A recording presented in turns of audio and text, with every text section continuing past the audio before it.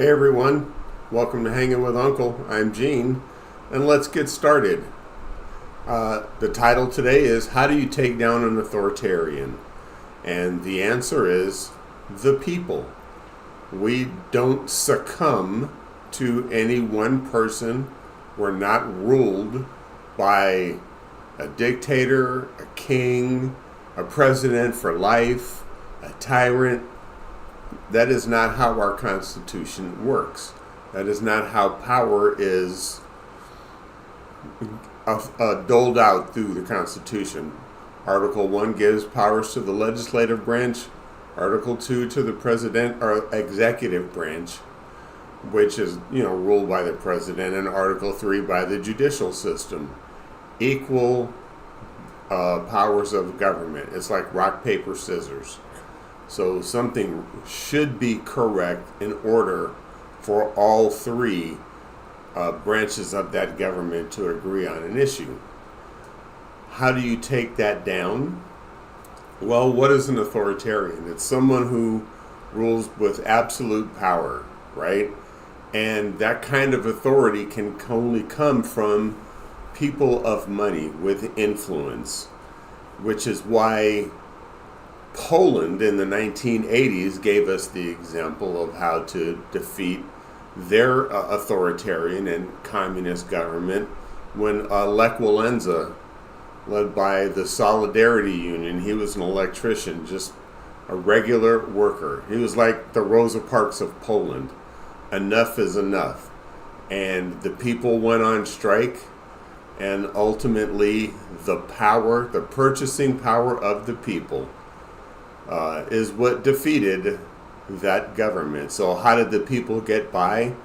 The people don't need to rely on government necessarily if people take care of their own.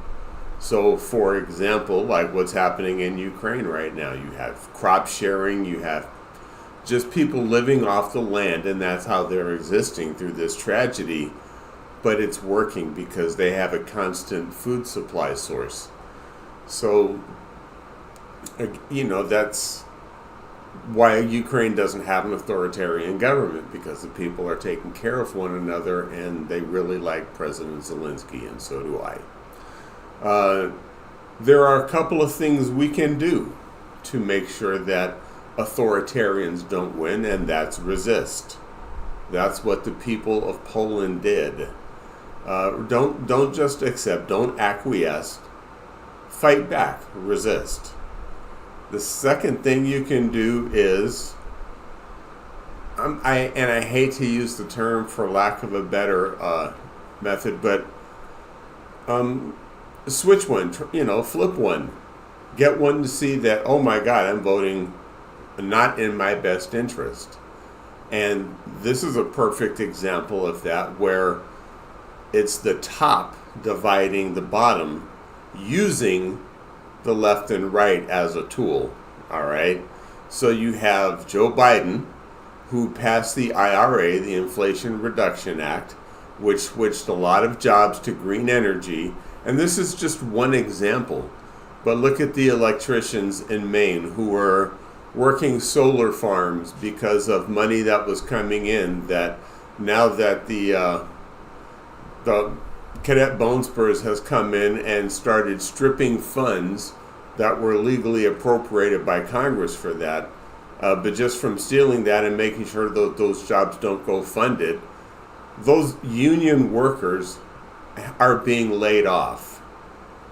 So, again, it's not left and right. It's not about which side of the aisle it's right. It's how do we stop the top from controlling the bottom, which means it's 1% that controls 99.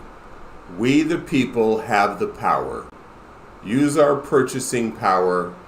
Vote. Don't vote by party or partisan. I'm registered to vote no party preference. I'm not a Democrat or a Republican.